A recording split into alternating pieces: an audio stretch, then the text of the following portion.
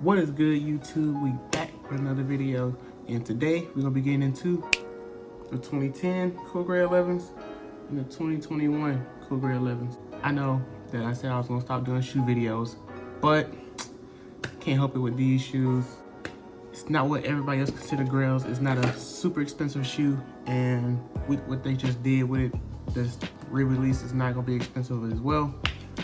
But today, we're gonna be comparing what our differences in the two. Before we get into this video, make sure you like, comment, and subscribe. We're gonna be comparing the new release to the old release.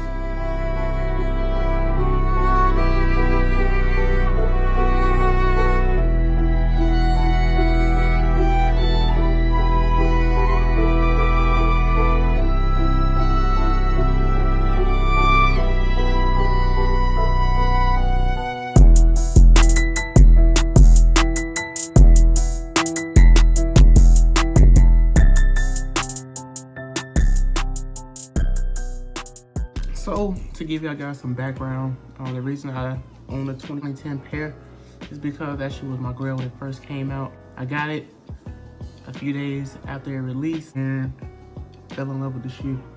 So ever since then, I grew up and I always wanted a pair. So about a year or two ago, I went out and bought these.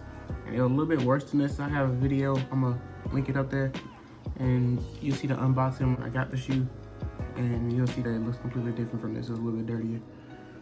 But right after I bought the shoe is when they came out with the news rumor for the next year, which is this year, for these to come out. With that in mind, I just thought, man, when a re-release come out, I'm gonna get those as well.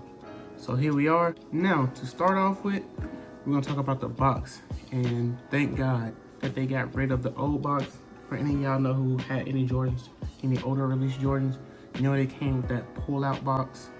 You know that made that loud noise when you pull out the little noise. Then you gotta take the little plastic, little cover up off of it just to get to the shoes. And they switched it up for a more newer style Jordan 11 box. That's what most of the recent releases have been coming out in. So I'm happy with that.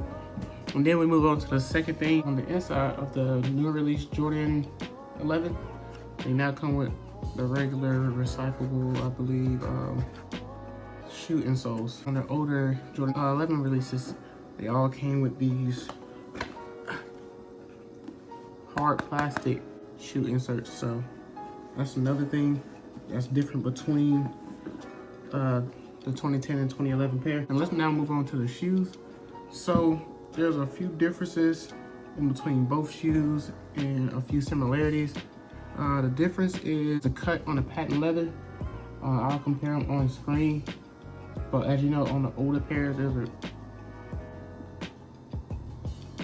I don't know if the camera picked up that. On the older pairs, it comes with a lower cut patent leather on it. On the newer model, it's a higher cut.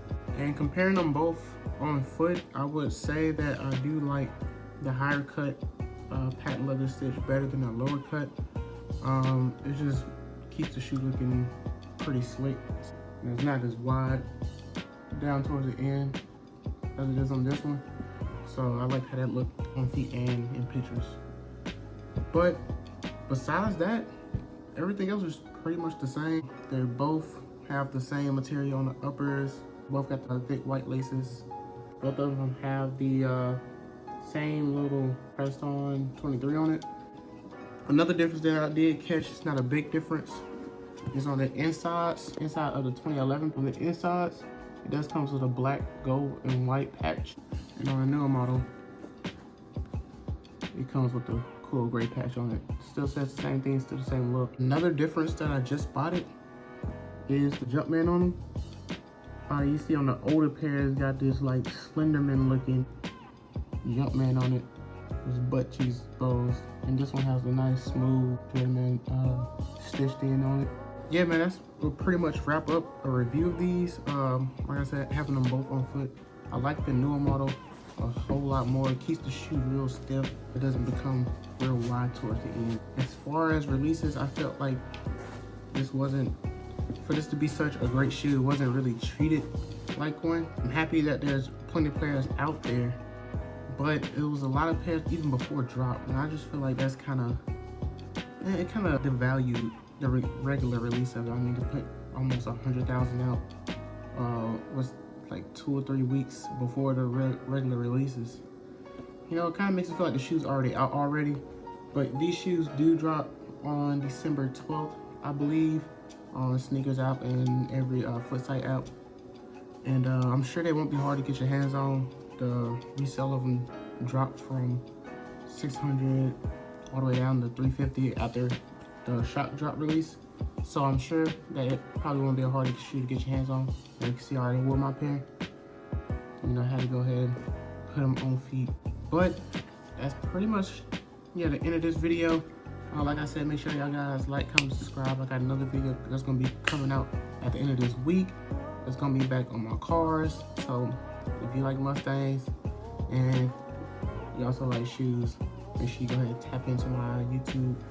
And I also do sell shoes a little bit. It's kind of a little side thing. On my Instagram, this is my shoe Instagram, King's Kicks. Don't have anything up for sale right now. Kind of stopped for a while, but I'll be starting back at the end of the semester in December, early December to be exact. So, you know, so go ahead and tap in and get y'all fam whatever some shoes. But yeah, guys, that's it. Catch y'all guys later. Peace.